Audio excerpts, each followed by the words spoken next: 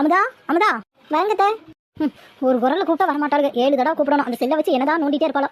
அம்மா வாமா, என்ன தனியா வந்திருக்க? மாப்பிள்ள வரலையா? இல்லம்மா, நான் உங்கள்கிட்ட ஒரு விஷயம் பேசலாம் வந்தேன். வீட்டில் அண்ணி அண்ணெல்லாம் இல்லையா? எல்லாம் இருக்கிறாங்க. லீவு நாள் வந்து பார்த்துட்டு இல்லையான்னு கேட்டீங்கன்னா எல்லாம் இருக்கிறாங்க. என்ன முக்கியமான விஷயமா? ஆமாம்மா, பாப்பாவுக்கு ஃபீஸ் கட்டணும். பணமோ இல்லைன்னா ஏதாவது நகையோ இருந்தால் கொடுமா, நான் உனக்கு அப்புறமா ரெடி பண்ணி தரேன். வெளியே போய் பேசலாம். ஓஹோ, மகன் வந்துருக்காங்க. அதனால வெளியே வந்து ரகசியம் பேசுதுங்க. என்ன பேசுதுன்னு கேட்போம். என்னடி சொல்கிறேன்? போன வாரம் தானே வந்து பணம் கட்டணும் அப்படி இப்படின்னு சொல்லி போன வாரம் 10,000 ரூபா கொடுத்தேன். மறுபடியும் கேட்டீங்கன்னா நான் எங்கே போகிறது? என்னமா பண்ணுறது? அவருக்கு சம்பளம் வந்தது. அவங்க வீட்டில் எல்லாத்துக்கும் செய்யறதுக்கு அவருக்கு சரியா போச்சு. எப்படியாவது நீ பணம் ரெடி பண்ணி கொடுமா, நான் உனக்கு திருப்பி தரேன். சரி படிக்கிற விஷயமா கேட்குற. உருப்படியாக செலவு பண்ணு. போன தடவை மாதிரி ஏமாந்துடாத. சீக்கிரம் புடி, அவள் வேற வந்துருவா.